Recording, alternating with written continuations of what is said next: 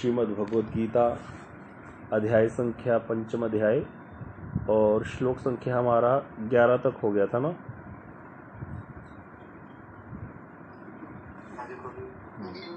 ठीक है, 12 नंबर श्लोक करते हैं। यहाँ तक तो क्लियर है ना सबको। 12 नंबर श्लोक है, युक्त कर्म फलम त्यक्त्वा शांतिम आपनोति नैष्ठिकीम अयुक्तः काम कारेण फले सक्तो निबध्यते।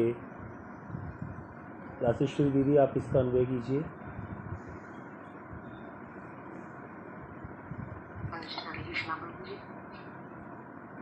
युक्त निष्काम कर्मयोगी कर्म फल को त्याग कर निष्ठा प्राप्त शांति मोक्ष को आपनोति प्राप्त होते हैं।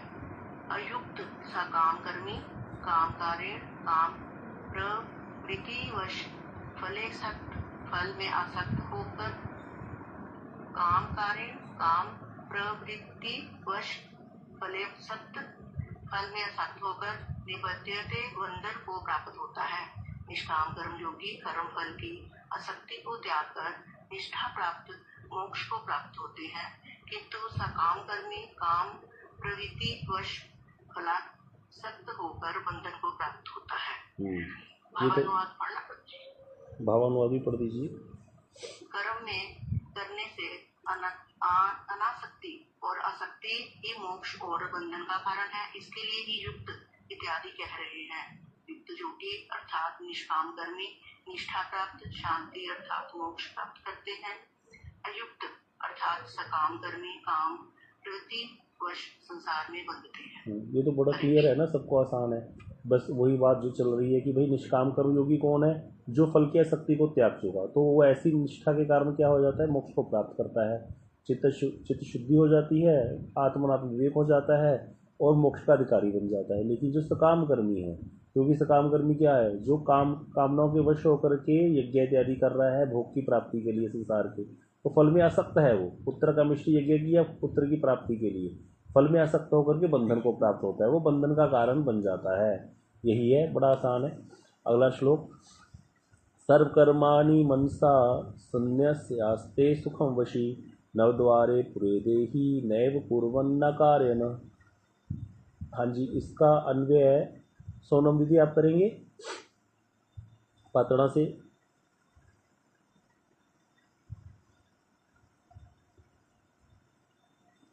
नहीं कर सकते। वेणुगोपाल प्रभु आप कीजिए। वशी जितेंद्रिय देही जीव सर्व कर्माणि सभी कर्मों को मनसा मन द्वारा सनस्य सन्नत त्याग कर नव द्वारे पूरे 9 द्वारों वाले शरीर में ना एवं कुर्बन ना ही स्वयं कर्म करता हुआ ना कार्यान ना अन्य से करवाता हुआ सुखम आस्ते सुख पूर्वक अवस्थित रहता है। जितेंद्रिय जीव मन द्वारा सभी कर्मों को त्याग कर ना तो स्वयं करता हुआ ना ही दूसरों से करवाता हुआ इन 9 द्वारों वाले शरीर में सुख पूर्वक अवस्थित रहता है। इसमें क्या कह रहे हैं? एक तरह से यही कह रहे हैं कि भाई जो जितेंद्रिय है, जिसने निष्काम जो हो गया, वो क्या कर रहा है? सभी कर्मों को त्याग करना तो स्वयं कर्म करता हुआ, मतलब क्योंकि उसने आसक्ति त्याग दी है, तो इसीलिए जो भी कर रहा है जो ना ही करवा रहा है, वो कुछ भी नहीं कर रहा। 9 द्वार कौन से हैं शरीर में, कोई बता सकता है? हाँ जी, सनातन प्रभु बताइए। 2 नेत्र 2 करण 2 नासिका छिद्र जो होते हैं और 1 मुख हो गया 7 हो गए, 2 मलद्वार हो गए, 2 मलद्वार हो गए, मल और मूत्र द्वार। तो इस तरह से 9 द्वार हैं। 9 द्वारों वाले शरीर से व्यक्ति कर्म करता है। आँख से व्यक्ति रूप का दर्शन करता है। कान से व्यक्ति क्या करता है? कान से व्यक्ति जो है शब्द का आस्वादन करता है। जीवा से व्यक्ति रस का आस्वादन करता है। और इस प्रकार मल त्याग करना, मूत्र त्याग करना, यह भी कर्म है। लेकिन बोल रहे हैं हरे कृष्ण, जो व्यक्ति क्या है? कर्मों का क्या कर, जितेंद्रिय है, जिसने अपनी इंद्रियों को जीत लिया है, तो वो सारे कर्मों को त्याग कर वो तो ना तो स्वयं करता है अर्थात ना ही किससे करवाता है, अर्थात उसका कोई कर्म नहीं होता। दर्शन करने पर भी, आस्वादन करने पर भी हरि बोल, उसका कोई कर्म नहीं कहलाता है। 9 द्वारों वाले शरीर में वो अवस्थित रहता है। इसीलिए कहते क्या है, सुखपूर्वक अवस्थित रहता है। हम लोगों को तो दुख मिलता है ना, लेकिन वो सुखपूर्वक रहता है, उसको कोई आसक्ति ही नहीं है, इसलिए उसको फिर दुख भी प्राप्त नहीं होता। इसका जो भावानुवाद पढ़ते हैं, अतएव ये स नित्य संन्यासी, पहले श्लोक आया था ना 3 नंबर में, वहाँ बोला था कि अनासक्त भाव से कर्म करने वाला ही सन्यासी कहलाता है। बिल्कुल सही बात है। तो इसीलिए ही सर्वकर्माणि कह रहे भी, सारे कार्यों को करता हुआ भी समस्त कर्मों को मन के द्वारा रूप से सम्यक रूप से त्याग कर, मन से कोई कार्य नहीं कर रहा, वो शरीर के निर्वाह के लिए कर रहा है, बस शरीर के निर्वाह के लिए, क्योंकि पेट लगा है तो खाना देना पड़ेगा उसको, शरीर का निर्वाह करना है। तो कार्यों को करने पर भी वह जितेंद्रिय है, क्योंकि मन से तो नहीं कर रहा वो, इसलिए सुखी रहता है। वह कहाँ रहता है बोल रहे हैं, रहता यही है, कहीं बाहर नहीं रहता। वो 9 द्वारे वाले शरीर में रहता है, अहम भाव से रहित रहता है। अहम भाव मतलब अपनी मैं को मार करके रहता है। मैं को मारना नहीं पड़ता उसको, उसका मैं मर जाता है, उसको पता है कि मैं आत्मा हूँ, इसीलिए वो उसका शुद्ध अहंकार जागृत हो जाता है। अशुद्ध अहंकार क्या है, मैं शरीर हूँ, तो इसीलिए हम कार्य करते रहते हैं शरीर के लिए। तो इसीलिए कह रहे हैं देही का तात्पर्य उस जीव से है जिसे ज्ञान उत्पन्न हो चुका है। जो यहाँ पर देही का अर्थ क्या है, जिसको ज्ञान हो गया है, अर्थात जीवात्मा को ज्ञान हो गया है कि मैं आत्मा हूँ, मैं शरीर नहीं हूँ। ऐसा जीव यह जान करके कर्म करते हुए भी कर्म नहीं करता है, क्योंकि उसको पता चल गया है कि मैं शरीर नहीं हूँ।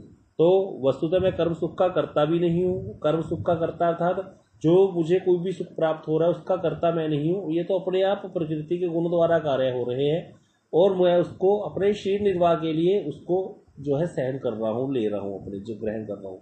अगर कहीं गया, ये नहीं कि आंख बंद कर लेगा, दर्शन करेगा, लेकिन उसको कोई उसमें आसक्ति नहीं है। अगर कुछ खाने को अच्छा मिल गया तो भी खा लेगा, अगर बुरा मिल गया तो उसकी निंदा नहीं करेगा, अच्छे की प्रशंसा नहीं करेगा।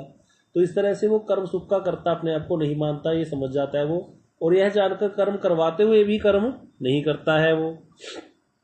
क्यों? क्योंकि उसको उसका प्रयोजन नहीं है, उसमें कोई आसक्ति नहीं है, इसीलिए। तो इसकी युक्ति पढ़ते हैं, मनुष्य शरीर ग्रह के समान है। गृह मतलब घर, गृह शरीरम मानुष्यम, यह विषय श्रीमद्भागवत के उपरंजनोपाख्यान में आया था। गुरुदेव बता रहे हैं इसको कि मनुष्य शरीर जो है, मनुष्य शरीर रूप जो ग्रह है, गृह मतलब घर है, जो मनुष्य शरीर घर जो है, इसमें 9 द्वार हैं। जैसे घर में कमरे होते हैं ना, तो मनुष्य रूपी शरीर का जो ये है, इसमें 9 कमरे हैं, जो हमने अभी सुने। 2 नेत्र, 2 कान, 2 नासिका के छिद्र, 1 मुख सिर के तक 7, और नीचे के मल द्वार और जनेन्द्रिय द्वार, मूत्र द्वार, ये मिलाकर के 9। तो योगी जो है वो 9 द्वार वाले देह से भिन्न जीवात्मा या स्वस्वरूप का दर्शन करते हैं। वो इस शरीर में आसक्त नहीं होते, इससे परे जो उसके अंदर आत्मा है उसका दर्शन करते हैं। फिर राहगीर की भांति इस धर्मशाला रूप शरीर में रहकर, अभी हम कहीं घूमने जाए, धर्मशाला में रहते हैं तो क्या आसक्ति करते हैं? वहाँ का नल खराब हुआ पड़ा है, हम देखेंगे हमें अगले दिन निकलना है वहाँ से, ईंट रख देंगे बस पानी न चुआए, हम उसको ठीक नहीं कराएंगे। क्यों? क्योंकि हमें रहना ही नहीं है वहाँ पे, हमारा आसक्ति नहीं है उसमें, कोई ममता ही नहीं है। तो इस तरह से वो धर्मशाला रूपी शरीर में रह करके ममता या आसक्ति नहीं रखते। समस्त इंद्रियों के अधिपति भगवान की सेवा वो करते हैं, हर समय भगवान में अपने मन को लगा करके रखते हैं। यही वहाँ पर बताया गया। अगला श्लोक। प्राण भी इन्हीं 9 द्वारों से जाते हैं। हाँ जी, प्राण इन्हीं 9 द्वारों से जाते हैं। किसी किसी विशेष जो ब्रह्मानंद जिनको कहते हैं, जो ज्ञानी इत्यादि होते हैं, उनका दर्शन द्वार खुलता है। और भक्तों के तो कैसे भी जाएं, वैसे तो भक्तों के भी ऊपर के द्वारों से ही जाते हैं प्राण, लेकिन कहीं कहीं कभी देखा जाए कि किसी भक्त के प्राण नीचे के द्वार से भी चले गए, वैष्णव भजन करता था, तो उसमें आपत्ति नहीं है।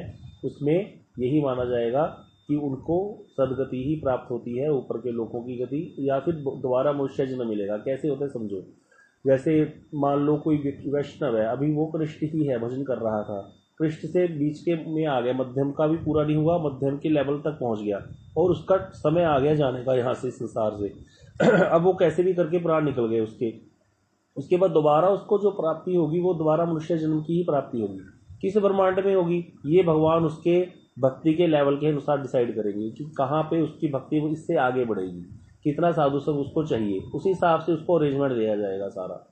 और जो ज्ञानी होते हैं उनका क्या होता है, वो सारा ध्यान अपना जो इसी करते हैं भ्रुकुटी के मध्य में, क्योंकि उनको अपने तम पदार्थ को तत्पदार्थ में लीन करना है। तो इसीलिए वो ब्रह्म में लीन होने की चेष्टा करते हैं ना, तो इसीलिए उनका 10वां द्वार खुलता है ऊपर का, और वहीं से प्राण ब्रह्मरंध्र फोड़ करके प्राण निकलते हैं। और फिर जाकर के वो ब्रह्म ज्योति में लीन हो जाते हैं, जो भगवान के चरणों के नख से निकलने वाली ज्योति है उसमें लीन होकर के चले जाते हैं। तो ऐसे करके अलग अलग प्रकार की गतियाँ होती हैं। पर जो है कभी ऐसा नहीं सोचना चाहिए कि भक्तों का जैसे कई बार होता है कि कोई किसी विशेष कारण से, वैसे तो सबका ऊपर के प्राण द्वारों के माध्यम से ही जाते हैं प्राण, कई बार हो जाता है कि मल द्वार से भी प्राण निकल जाते हैं किसी वैष्णव के, ऐसा हमने देखा है। तो प्रभु जी ने बताया था उस समय कि उनकी किसी अवस्था के कारण ऐसा हमें सोचना नहीं चाहिए, क्योंकि भजन देखना चाहिए। ऐसा कहीं कई पुराणों में वर्णन है कथाएं, जैसे वाराह पुराण में कथा आती है कि एक व्यक्ति था, उसने प्रश्न कर दिया, भगवान कह रहे हैं स्वयं कि भाई किसी व्यक्ति ने सारा जीवन नाम जपा लेकिन मरते समय वो भगवान का नाम नहीं ले सका। अब गीता में तो आगे आएगा, भगवान ने कहा है कि जो अंतकाल में मेरा स्मरण करते हुए मेरा नाम लेते हुए प्राण त्याग करता है उसको मेरे धाम की प्राप्ति होती है, या उसी हिसाब से उसको गति प्राप्त होती है आगे की। लेकिन जिसने सारा जीवन नाम जपा लेकिन मरते समय किसी कारण नहीं जप सका, तो फिर उसको कौन सी गति मिलेगी? तो वहाँ पर बड़ा पुराण में कहते हैं भगवान कि भाई उसकी तरफ से मैं अपना नाम जपता हूँ, अगर किसी कारणवश वो मेरा नाम नहीं ले सकता तो, जिसने सारा जीवन नाम जप किया है। वैसे नहीं जिसने सारा जीवन करा है, जैसे कई बार कोई एक्सीडेंट हो गया एकदम से नहीं स्मरण रहा, नहीं हाथ में माला थी, तो इस तरह से तो ये अप्लाई नहीं होगा। जो सारा जीवन हमने किया है वही हमारा देखा जाएगा। अगला श्लोक, न कृतित्वम न कर्माणि लोकस्य सृजति प्रभु, न कर्म फल संयोगम स्वभावस्तु परवर्तते। मनीष प्रभु इसका अन्वय कीजिए। हाँ जी। प्रभु ईश्वर लोकस्य लोगों के न कृतत्वम कृतत्वम न कर्तत्व को, न कर्माणि न कर्मों को, न कर्म फल संयोगम, न कर्म फल के संयोग को सर्जति करते हैं। तो किंतु स्वभाव है अनादि अविद्या ही इनमें प्रवृत्त हो रही है। ईश्वर ने न लोगों के कर्तव्य न कर्म और न ही कर्म फल के संयोग का सृजन किया है, बल्कि उनका स्वभाव अर्थात अनादि अविद्या ही इनमें प्रवृत्त हो रही है। अच्छा, इसको देखते हैं किसको समझ आया। ये श्लोक आपको समझ आ गया प्रभु जी क्या कह रहे हैं कृष्ण?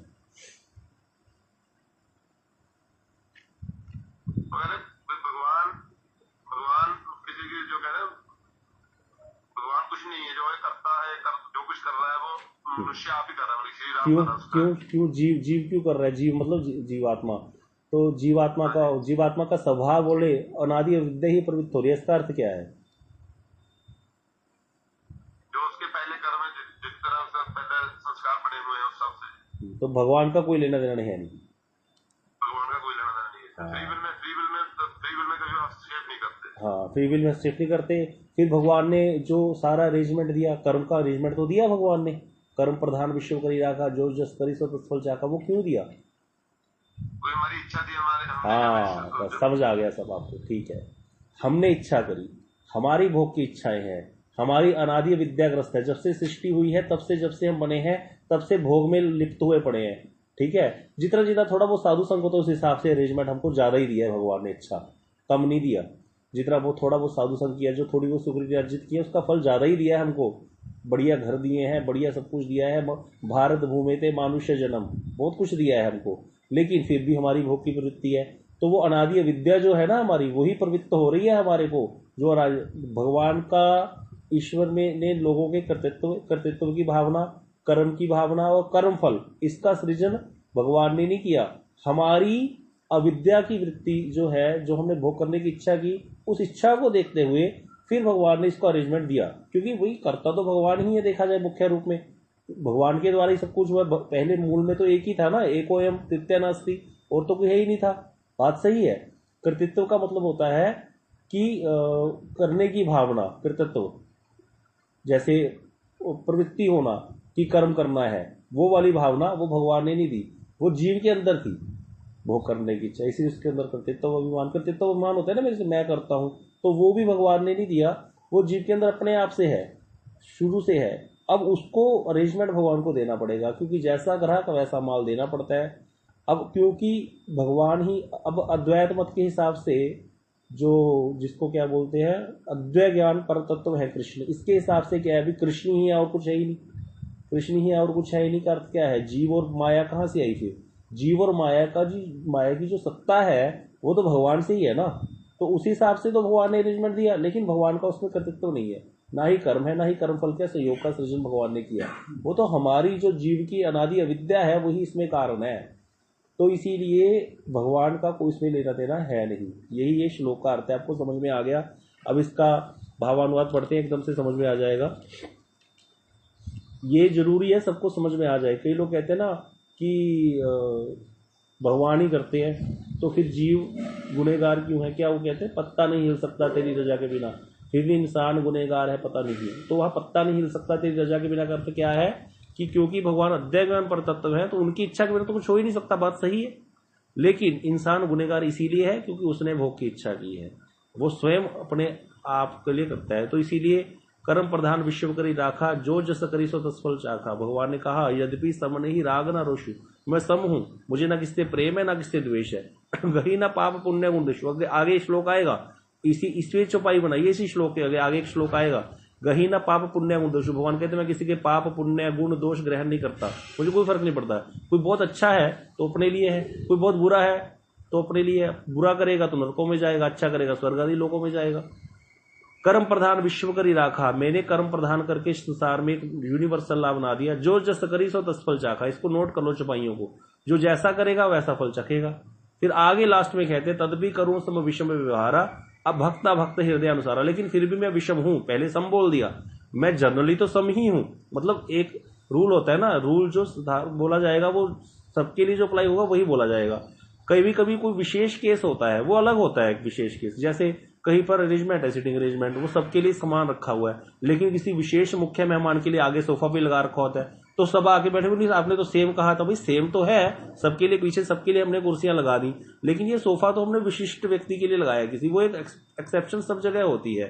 तो वहां पर भगवान कहते हैं कि जद भी मैं सम ही हूं, भगवान को किसी से कोई लेना देना नहीं, सबके पिता है, जज की तरह कार्य करते हैं भगवान। जज के सामने जो आएगा गवाह और सबूतों के बयानातों के हिसाब से उसको सजा या उसको छोड़ दिया जाएगा।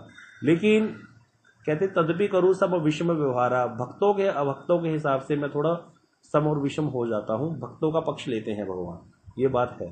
तो भक्तों का पक्ष लेते हैं मतलब उनकी फ्री विल में भी इंटरफेयर कर देते हैं कई बार। कहते मोर भजे विश्व मांगे, भगवान कहते हैं एक जगह चैतन्य महापुरुष ने कहा था मेरा भजन करता है और विश्व मांगता है, संसार के भोग मांगता है, मैं नहीं दूंगा। कहते निज चरण भक्ति दिया विषय भुलाई, अपने चरणों की भक्ति का ऐसा प्रेम प्रदान करूंगा विषय भूल ही जाएगा।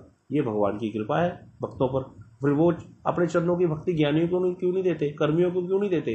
क्योंकि वो आते ही नहीं उनके पास इस प्रकार से, वो आते ही सब भोग मांगने, तो इसीलिए भगवान नहीं देते। थोड़ा बहुत भक्त प्रार्थना कर दे, टूटी फूटी भी प्रार्थना कर देना, प्रभु मुझे भक्ति दे दो, मुझे प्रेम दे दो, तो भगवान स्वीकार कर लेते हैं। बाबा महाराज कहते थे झूठा खेले साचा होए। झूठा भी बोलोगे ना तो सच्चा हो जाएगा, साचा खेले विरला कोई, सच्चा खेलने वाले तो विरले ही होते हैं। तो इसीलिए इस प्रकार की प्रार्थना करने में दोष नहीं है। जब भी भोग वृत्ति बड़ी हुई है अंदर कोई बात नहीं, लेकिन फिर भी झूठ मूठ का ही बोल दो, झूठ मूठ का बोल दिया करो। जैसे कि अपन ने बोला था अब कछु नाथ ना चाहिए मोरे, दीन बंधु अनुग्रह तोरे। बाबा महाराज कहते थे ये 5 बार दिन में छुपाई बोला करो। अब हम कहते थे कहाँ बोली जाती है, थोड़ा सा बस लेट हो जाए आने में तो प्रार्थना करने लगे तो बस आ जाए।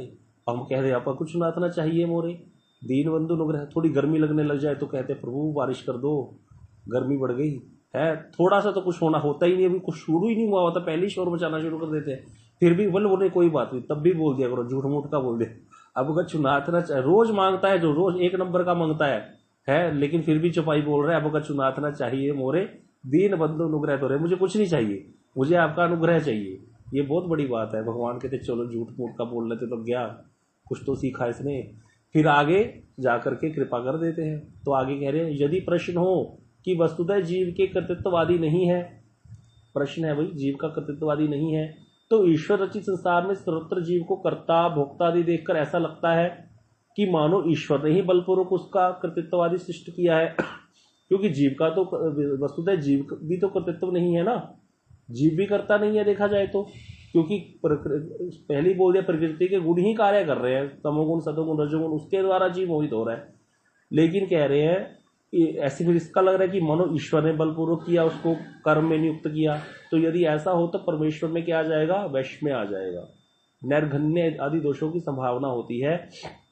अर्थात भगवान के अंदर विषमता है, वो किसी को तो ऐसे कर रहे हैं किसी को वैसे कर रहे हैं, मतलब किसी को तो फिर अब देखा जाता है कि किसी को कैसा, लेकिन जिसको जो भी प्राप्त हो रहा है अच्छा बुरा वो उसके अपना ही है। इसके उत्तर में कहते नहीं नहीं, ना कर्तृत्वम, उन्होंने ना तो कर्तृत्व ना ही कर्तव्य रूप में स्थित समस्त कर्म जो कर्म है, और ना ही कर्म फल का संयोग अर्थात भोगों को शिष्ट किया है। भगवान ने कुछ नहीं किया, अपितु जीव को कृतित्ववादी अभिमान में आरोहण कराने के लिए जीव का स्वभाव जो अनादि अविद्या हम प्रवृत्त हो रहे हैं ना, अविद्या क्या है? कृष्ण को भूलना ही अविद्या है।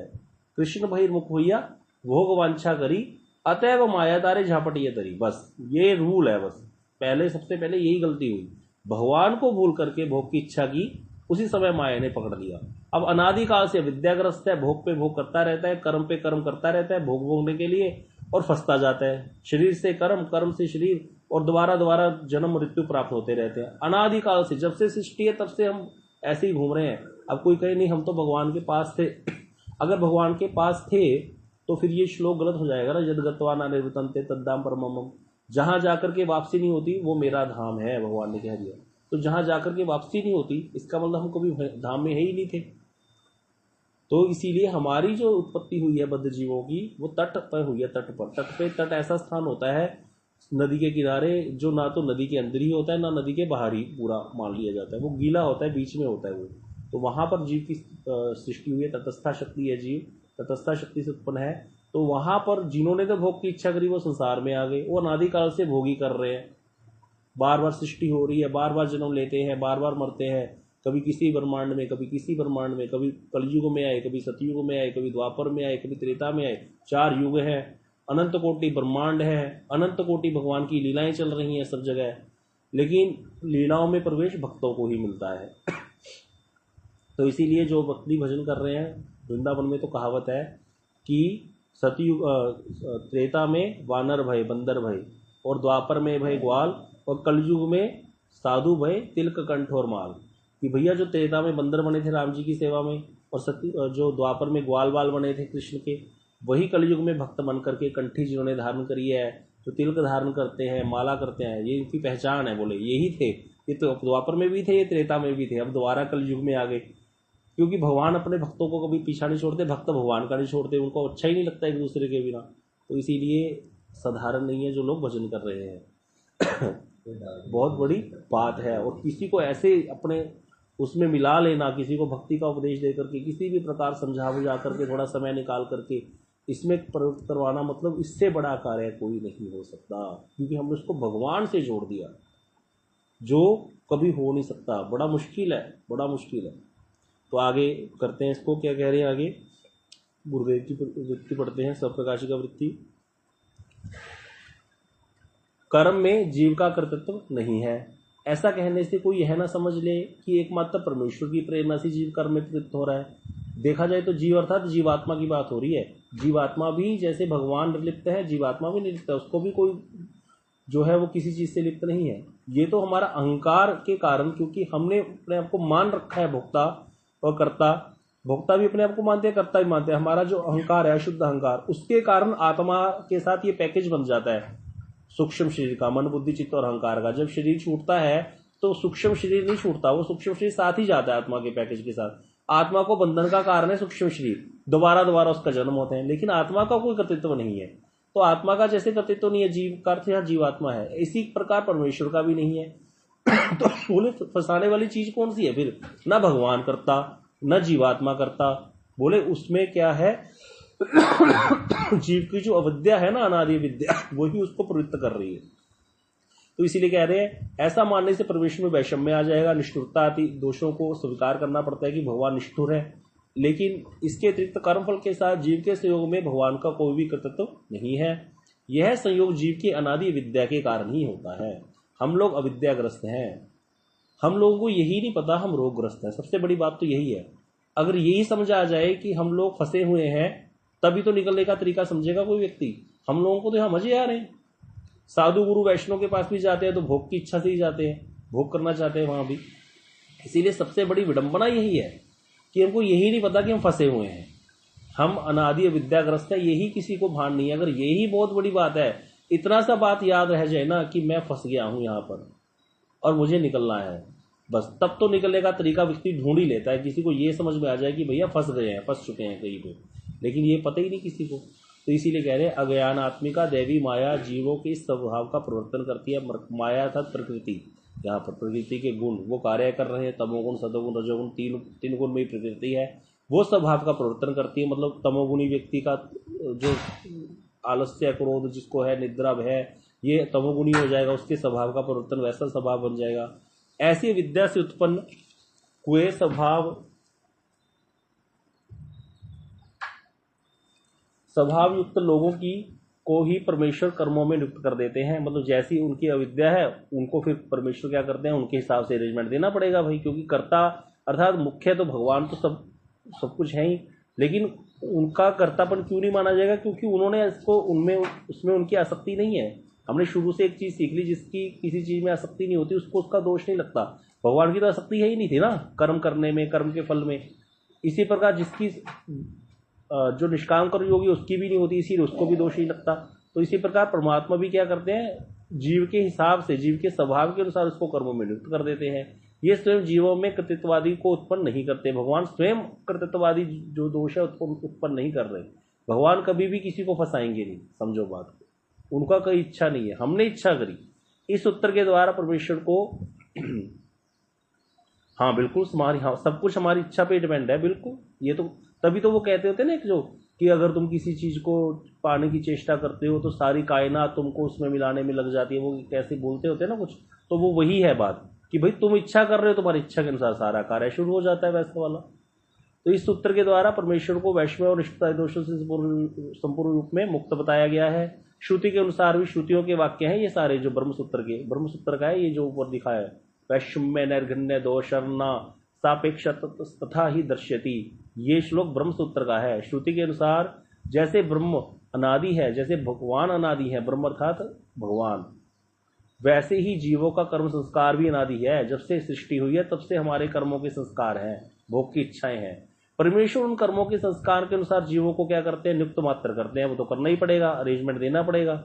अतः परमेश्वर में वैष्णव आदि का दोष युक्ति संगत नहीं है। भगवान में इस प्रकार का कोई दोष नहीं है। भविष्य पुराण में भी ऐसा कहा गया है, कर्म संस्कार के अनुसार ही श्री विष्णु जीवों को स्थूल कर्मों में नियुक्त करते हैं। इसीलिए जीव कर्म के संस्कार जैसे उसके संस्कार, इसीलिए जीवों के संस्कार अनादि होने के कारण परमेश्वर में किसी प्रकार का भी दोष नहीं है, वो दोष के भागी नहीं है। यदि कहो कि कर्म संस्कार के अनुसार ही परमेश्वर जीवों को कर्म में प्रवृत्त कराते हैं, तो ऐसा मानने से ईश्वर भी स्वाधीन नहीं, वह भी कर्म परतंत्र हो गए। भी देखा जाए तो फिर भगवान भी तो कर्म के परतंत्र हो गए कि जीव के कर्मों के अनुसार से भगवान को करने बोले, यह मानना पड़ेगा। तो इसके उत्तर में कहते हैं नहीं, ऐसा भी नहीं है। क्यों?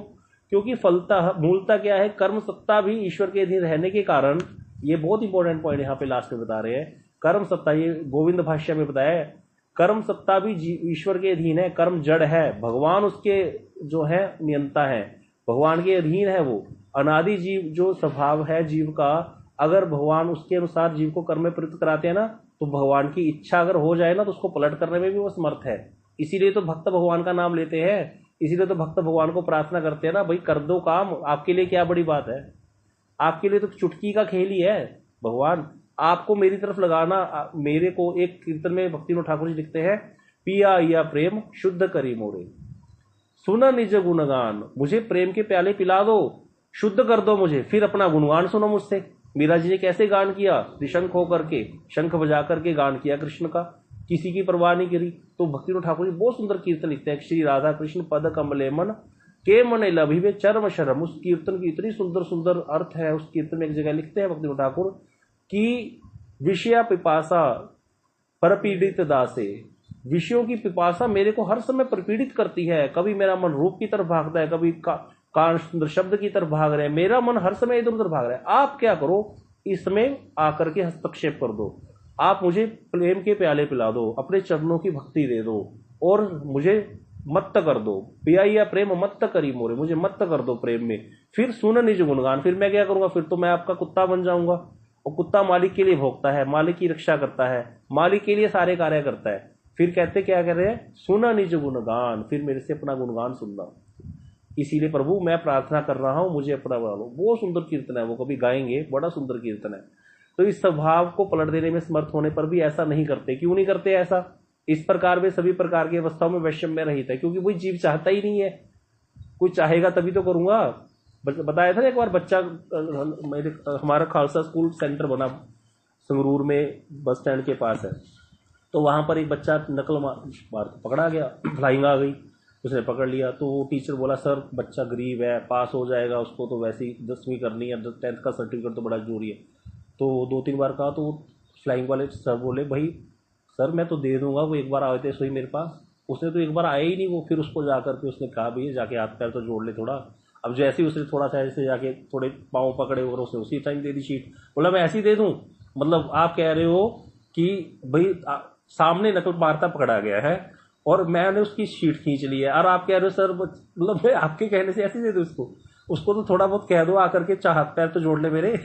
तो ये तो भाई सही बात है, हमें कुछ तो बोलना ही पड़ेगा ना भगवान को। हम भगवान से भोग मांग रहे हैं और भगवान को कह रहे हैं साथ में पार भी करा दो। आसान नहीं है, हमें अपने आप से प्रार्थना करनी, हमें तैयार होना पड़ेगा। भगवान तो तैयार बैठे हैं, हमें तैयार होना पड़ेगा, ये जरूरी है। तो सत्संग हमें तैयार कराता है, ये सत्संग हमें तैयारी कराता है। नाम हम जब कर ही रहे हैं, सत्संग बड़ा जरूरी है। इसीलिए गुरुवर्ग इसीलिए कहते हैं कथा सुनो कथा सुनो। सत्संग के द्वारा प्रेपरेशन होती है माइंड की कि अब मुझे भगवान से भोग नहीं मांगने, भगवान से उनकी भक्ति ही मांगनी है। हरे कृष्णा। समय हो गया। वांछा कल्पतरुभ्यश्च कृपा सिंधुभ्यश्च पतितानां पावनेभ्यो वैष्णवेभ्यो नमो नमः।